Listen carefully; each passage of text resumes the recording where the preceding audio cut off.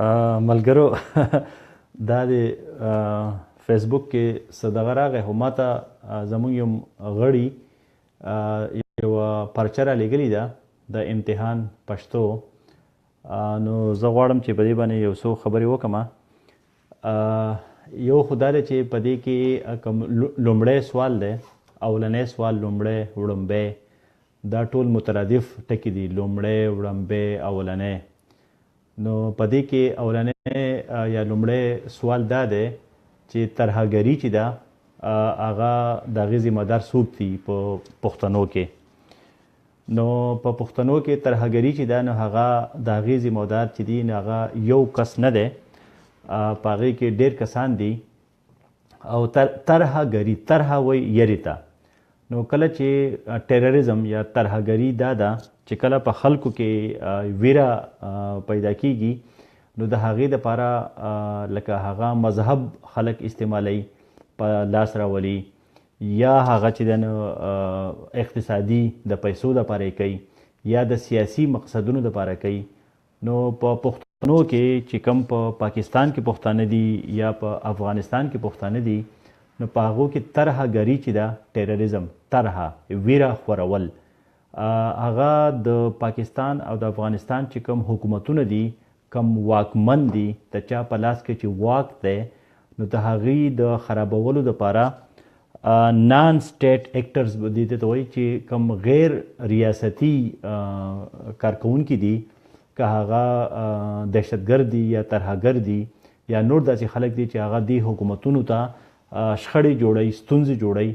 نو هغه د پښتنو په علاقې کې که هغه افغانستان دی او که پاکستان دی، نو که پیښور دی، سوات دی، جلال آباد دی، کونړ دی، پکتیا ده، قندهار دی، کویټه ده او جوب دی، لورلای ده، پشین دی، چمن دی. نو دا د پښتنو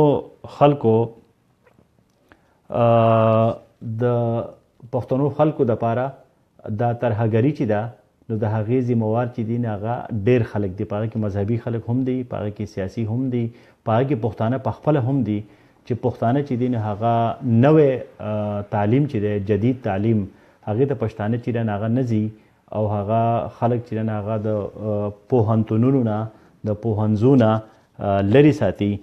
نو ځکه پښتنو کې چې دی هغې کې ترهګري ده.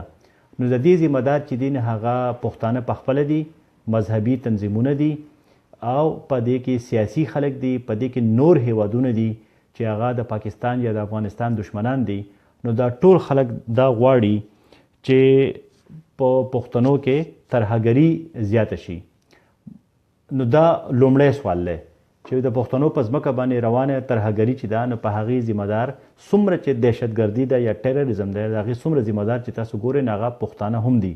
خو د پښتنو په خپله باندې هم ذمهدار دي او د پښتنو چې کومه ځمکه ده په کوم ځای کې چې پښتانه آباد دي، که هغه افغانستان دی، که پښتونخوا ده، په پاکستان کې د پښتنو سیمې دي، نو په هغې کې هم د جدید تعلیم ضرورت دی. نو بیا به پښتانه چې نه هغه به د ترهګرۍ نه وځي. او په دې کې ولې د پښتنو په ځمکه باندې ترهګري ده؟ نو هغه ځکه چې هغه د افغانستان چې کومه پوله ده نو هغې پولې باندې ترهګري زیاته ده. باغې باندې خبرې لکه داسې خبرې کیږي چې یاره افغانستان کې امریکا راغله یا نور هیوادونه راغلو نو هلته کې ترهګري شروع شوه او د هغه ترهګري بیا پاکستان ته راله. نو دا پښتانه په دواړه لر او بر پښتانه چې دي نو په هغې په سیمو کې ترهګري زیاته شوه. نو د دې ذمهدار چې دی نو دا ټول چې ما یاد کړل دا ټول د دې ذمهدار دي. په شام کې د روانې کشالې جاج واخلئ، دا دویم سوال دی. نو شام کې روانه کشالي چې ده نو په هغې کې بشیر الاسد او امریکا، روس، ایران، دا ټول چې دی نو هغه تاسو ګورئ چې په دغې کې بشیر الاسد چې دی نو هغه جمهوریت نه غواړي، هغه پلار په واک کې په حکومت کې و چې زوی دی. نو که بشیر الاسد دا پریږدي او انتخابونه وکړي په شام کې نو دا شخړې به ختمې شي. بیا څومره ترهګر چې دي هغه هم په هغې کې دي، په هغې کې امریکا او روس، ایران، سعودي، دا نور هیوادونه هم په هغې کې لګېدلي دي. نو د دې کشالۍ جاج واخلئ. جاج دې ته وایي کریټیکل کریټیسزم، چې په دې باندې تاسو کریټیسایز کوئ چې په شام کې چې کومې خبرې روانې دي په سیریا کې، نو دا د دې حل څه دی؟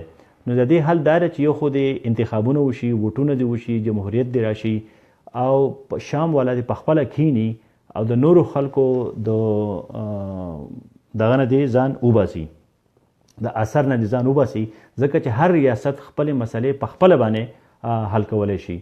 د شام خلک چې دی هغه دې راجمع شي او هغه دې خپلې مسلې پخپله باندې، خپلې کشالې دې پخپله باندې حل کړي. د شام چې کوم تاسو په اخبارونو کې خبرې ګورئ نو هغه به تاسو ته دا سوال هم آسان کړي. دریم سوال چې دی هغه دا دی چې دا لاندنۍ شعرونو تشریح وکړئ. نو دا شعرونه چې دي نو لکه پاش تیل د جنگ په لور وګوره د چا لاس، راشئ وباسو له خپله منځه دا لاس. نو دا کم شعرونه چې دي نو د دې شعرونو مقصد دا دی چې کله چې جنگ جوړیږي نو په هغې کې د بهر لاس وي، د بهر کس چیرې هغه په دې کې لاس وي، نو تاسو د بهر دا لاس چیرې نو دا وپېژنئ. پاش تیل د جنگ پر اور وګوره د چا لاس، ګوره د چا لاس. لکه تیل چې هغه په تیل اچي، تیل په پاشي نو جنگ چې هغه زیاتیږي. دا لاس د چا دی؟ دا لاس د بیرونی طاقتونو دی، د بارانو خلکو دی. راشئ وباسو له خپله منځه دا لاس. که زمونږ د بارانو خلکو نه لاس وځي نو بیا به زمونږ جنگ ختم شي. د باجوړ پر مخ په دغه دیوال ګرځي، وروره راشه سره وکړو ما او تا لاس. چې کله ما او تا لاسونه یو ځای کړو نو بیا به زمونږ ته منځه به جنگ دیوال چې هغه دغه ګرځي، نو ځکه بیا به زمونږ په منځ کې دا زه دا بعضې ټکي وینم نو ځکه چې دا یو فوټو کاپي ده. هسې نه زما زړه هم دغسې کلک شي، پراته کاڼي لره نه وړم به دا لاس. که داسې د کاڼي غونده کې زموږ د لاسونه سخت شي، زما زړه سخت شي، کلک شي، کلک وایي سخته، نو بیا به زموږ مسله، زموږ ستونزه به چې هغه به نه حل کېږي. پراته کاڼي لره نه وروړم په دا لاس. هسې نه زما زړه هم دغسې کلک شي، پراته کاڼي لره نه وروړم دا لاس په دا لاس. په دا وجه زه پرتو کاڼو لا، پرتو ګټو لا، کاڼو لا، سټونز لا زه لاس ځکه نه وروړم چې بیا به زما لاسونه هم سخت شي. دا ډېر زیات ښکلی شعر دی. په دې شعر کې دا لیکلي چې کوم خلک د کاڼو سره لوبې کوي نو د هغو لاسونه هم د کاڼو غوندې کلک شي، سخت شي. نو په کاڼو کې ګوتې مه وهئ، په ګلونو کې ګوتې وهئ. که تاسو په ګلونو کې لاس وهئ نو بیا به ستاسو لاسونه لکه ګلونه شي. بل شعر چې دی نو د ژوندی ساتي چې خپل ورور په تا مړ کړي، چې دشمن همیشه اړوي تر تا لاس. تا ژوندی ساتي چې خپل ورور په تا مړ کړي، په تا باندې خپل ورور مړ کوي چې دشمن همیشه اړوي تر تا لاس. نو د تا نه دشمن اړوي، په تا باندې خپل ورور مړ کوي. دا خو ډېر ظاهره دی، جوت دی، په دې کې خو دونه څه مسله نشته. چې په لاس وباسو یو بل له غاړې، ساعت وروسته سره واچوي بیا لاس، واچوي نوي بیا لاس. کله چې موږ د نور لاسونه زموږ نه وځي، د بل د غاړې نه وځي، نو بیا به موږ لاسونه د یو بل سره لاسونه به واچو. نو دا شعرونه خو ډېر دي. د دې شعرونو مقصد دا دی چې موږ د بهر دشمن وپېژنو، نو بیا به زموږ ستونزې، زموږ مسلې، زموږ شخړې به ختم شي. بیا به موږ یو بل سره لاس ورکو او د بهر لاس به وباسو. دریم سوال، پښتونولي څه ته وایي؟ بیل بیل اړخونه وڅېړئ. څېړل چې دي نو څېړل وایي ریسرچ کولو ته، ریسرچ په دې باندې تحقیق کولو ته وایي څېړل. نو تاسو په پښتونولۍ باندې څېړنه وکړئ، بیل بیل اړخونه. د دې په هر اړخ باندې تاسو خبرې وکړئ چې پښتونولي یا پښتونولي چې ده هغه څه ده. اوس پښتونولي چې ده نو هغه دې ته ویلی شي چې پت ننګ، لکه د پښتون د ټکی چې دی پښتون، پی شین تی واو نون، پی پت، شین شیګړه یا خیګړه، پت پښتون، تی توره، واو وفا، نون ننګ. نو پښتونولي چې ده نو په هغې کې جرګه ده. په پښتونولي کې چې ده نو هغه پت دی، نرتوب دی او ننګ دی، غیرت دی، یا تیږه ده چې کله مسلې ختمیږي نو تیږه اچول هغې ته وایي چې یاره مسلې به موږ د یو بل سره جرګه چې کله فیصله وکړي نو هغې ته ویلی شي. بعضې د پښتونولۍ خبرې چې دي لکه سوره چې لکه کله د پښتنو په منځ کې جګړې وي نو هغه خپله جګړه چې ده نو هغه په لور باندې ختموي، لور ورکوي په کورونو کې. نو دا پښتونولي چې ده دا سمه نه ده. یا د ښځو سره د ښځو سره بد سلوک کول چې دي دا هم د پښتونولي کې چې ده نو دا نه ده پکار.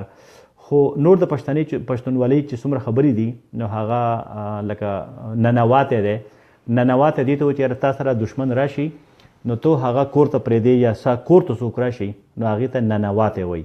نو دا خبرې ټولې په پښتونولۍ کې دي او دا د دې بیل بیل اړخونه دي. د پښتنو قبایلي نظام ګټې او توانونه بیان کړئ. نو د پښتنو چې کوم قبیلې دي نو د پښتنو د پیژنګلو دپاره که یو سړی کاکړ دی، که یوسفزی دی، که جدون دی، نو ایک منټ نو جدون دی، کاکړ دی، یوسفزی دی، غلجي دی، احمدزي دی، وزیر دی، مسعود دی، خټک دی، افریدي دی، شینواري دی. نو دا ټول د پښتنو قبیلې دي. نو د پښتنو دا ګلونه دي د یوې ونې. او کله چې د خوشحال خان په وخت کې، خوشحال خان خټک په وخت کې به پښتنو یو بل سره جنګونه کول نو هغه خو سمه خبره نه وه.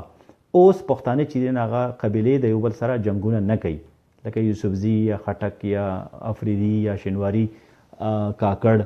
نو دا د یو بل سره جنګونه نه کوي. نو دا خو ښه خبره ده. دا د پښتنو پیژنګلي ده. دا قبایلي د پیژنګلو د حده پورې صحیح ده. خو که په قبایلو سیمو کې قانون نه وي، پولیس نه وي، انصاف نه وي نو دغه خبره بیا سمه نه ده. نو ګټې هم شته، توانونه هم شته. د پښتنو ګټې دا دي چې دا پیژنګلو ده، پښتانه په دې باندې پیژندلی شي. توانونه دا دي چې پښتانه د تعلیم نه، د جدید د نوي شیزونو نه چې هغه محرومه پاتې شي نو دغه بیا توانونه دي. پښتنو کوم شاعر مو خوښ دی په فکر او فن باندې رڼا واچوئ. نو د پښتنو خو ډېر شاعران دي، خو که تاسو رحمان بابا، خوشحال بابا، حمزه بابا، غني خان یا نور داسې شاعران چې دي، کم شاعر چې تاسو خوښ وي، لکه رحمان بابا باندې ډېر زیات لیکل شوي دي او دغه ډېر اسان شاعر دی. خو که تاسو داسې یو شاعر وګورئ که په کوټه کې یا په افغانستان کې یا په پاکستان کې په دغه کې په پېښور کې داسې یو شاعر وګورئ چې هغه ډېر مشهور نه وي، خو که ستاسو خوښ وي نو د هغه په فکر او فن، فکر دې ته وایي چې د هغه پیغام څه دی. لکه د غني خان څه پیغام دی، د رحمان بابا څه پیغام دی. د رحمان بابا پیغام دی تصوف، مینه، انسانیت. او فن دا دی چې د رحمان بابا شعرونه چې دي هغه ډېر اسان دي، د هغې قافیه، ردیف، وزن دې ته وایي فن. نو هغه ډېر زیات اسان دي، په هغې باندې هر سړی پوهیږي. نو دې ته وایي فن. نو فکر او فن. پنځم سوال دا دی چې د پښتنو په اوسنۍ شاعرۍ باندې تبصره وکړئ. نو اوسنۍ شاعري چې ده نه هغه کم چې نن سبا د پښتنو شاعران دي نو په هغه کې تاسو یو شاعر وګورئ او په هغه باندې ولیکئ چې دغه شاعري څنګه وه. او دغه شان د پښتنو د افسانې ارتقا جاج واخلئ، په هغې باندې کریټیکل کمنټس وکئ چې د پښتنو افسانې چې دي هغه په پښتنو کې شاعري زیاته ده، افسانې او نثر چې هغه کم دی. او دا د پښتنو د پیپر دی، دا زه ډسکس کوم. شپږم سوال چې دی هغه د پښتنو اولسي ادب جاج واخلئ. په دې باندې په دې د پښتو بن نعیم خان په دې ګروپ کې د پښتنو چې کوم اولسي ادب دی لکه ټپه، لنډۍ، نیمکۍ، لوبه، سندره، نو دا د اولسي ادب. اولسي ادب دې ته وایي چې هغه فوک لور، چې هغه د خلکو ادب وي، لکه یو شاعر وي که نه، لکه حمزه بابا دی یا خوشحال بابا دی. نو دا اولسي ادب ځکه چې دا خو شاعران دي. اوس د ټپې یا د لنډۍ شاعر نه دی معلوم چې دا چا ویلي ده، چاربیته. نو دا کم په اولسو کې په خلکو کې چې مشهور وي نو هغې ته بیا اولسي ادب وایي. نو دی باندې زما ډېر لیکل دي په دې ګروپ کې، تاسو وګورئ نو تاسو به په دې باندې پوهه شئ. پښتنو ژبې ته ورپې خطرونه بیان کړئ. د پښتو ژبې ته کم خطرې چې دي نو یو خطره خو دا ده چې د پښتو لیکل او لوستل چې دی هغه ورو ورو کمیږي. د پښتو لیکل څوک نه کوي او لوستل یې نه کوي. نو داسې به پښتو ژبه به ورکه شي که د دې لیکل او لوستل نه وي. بله خطره ورته دا ده چې د پښتو ژبه کې د نورو ژبو ټکي ډېر زیات اچولی کېږي، لکه اردو ده، فارسي ده یا عربي ده یا انګریزي ده. نو دا پښتو ژبه ده. بله پښتو خطره دا ده چې پښتو ژبه رسمي نه ده. په افغانستان کې خو رسمي ده، خو هغې سره د دري ډېره سخته مقابله ده، او په پاکستان کې د اردو او د انګریزي سره مقابله ده. د پاکستان په یوه سیمه کې هم پښتو ته رسمي شکل نه دی، لکه په دفترونو کې یا په لکه اوس خیبر ټي وي دی، نو د هغې اخبار چې دی هغه هم په اردو کې دی. نو د پښتو اخبارونه نشته، په دفترو کې پښتو څوک په لاس نه راولي، نه استعمالوي، نه کارولي. دغه شانتې پښتو ژبه چې ده نو هغه په هغې باندې پښتانه پخپله شرمېږي. پښتانه په هر څه باندې پښتو کوي، خو په پښتو باندې پښتو نه کوي، په خپله ژبه ورته ډېره سپکه لګي. نو دا چې ده نو دا د پښتو ته خطري دي. نو د پښتو ژبه د پرمختګ او د ودې لپاره پښتو ژبه رسمي کول، تعلیمي کول، چې دا په اخبارونو کې، په تعلیم کې، په دفترو کې، په اخبارو کې، په دې ټولو کې پښتو ژبه راشي، نو دا خطرې به بیا ختم شي. ایک منټ. بل اووم سوال چې د آخري سوال دا دی چې د لاندنۍ انګریزي عبارت په پښتو ترجمه کړئ. نو د انګلیش کوم عبارت چې هغه دا دی ډیورینګ د فرست هاف اف د 6th century. نو په اولنۍ په شپږمې پیړۍ په اولنۍ نیمه کې سنچري پیړۍ شپږمه نیمه فرست وړمبۍ یا اولنۍ یا لومړۍ ډیورینګ پکې د قریش had started to send their own caravans to Syria and Yemen. قریشو شام او یمن ته خپلې قافلې لیږل شروع کړي. And gradually they established themselves as independent traders. او ورو ورو هغوی خپل آزاد کاروباریان یا تاجران جوړ کړل. But despite this success, they knew that they were vulnerable. د دې بریالیتوب باوجود سکسس بریالیتوب ډسپایټ باوجود یا د دې په ځای دی نو هغوی پوهه وو that they were vulnerable چې هغوی ته خطره وه. because agriculture was impossible in Mecca. ځکه چې په مکه کې کرکیله چې ده نو هغه ګرانه وه. they relied entirely on the exchange of commodities. هغوی د څیزونو کاروبار به کاوه. So if the failed که دغه د دې د کاروبار فیل شي they would starve to death. د دې به بیا مړه شي. everybody therefore were involved in commerce. ځکه ټول خلک په کاروبار کې اخته وو. and bankers او بینکرانو financiers په مالیاتو کې وو are merchants یا تاجرانو. نو دا د مکې چې هغه خبره ده چې په هغه وخت کې په هغې کې کرکیله یا اګریکلچر نه کېدو، نو هغو به ځکه خپل کاروبارونه کول. په دې کې تاسو ته نور داسې څه پوښتنه وي نو دا پیپر ما مخکې ورکړی دی، سمینه ورکړی دی، نو تاسو وګورئ. ډېره مننه.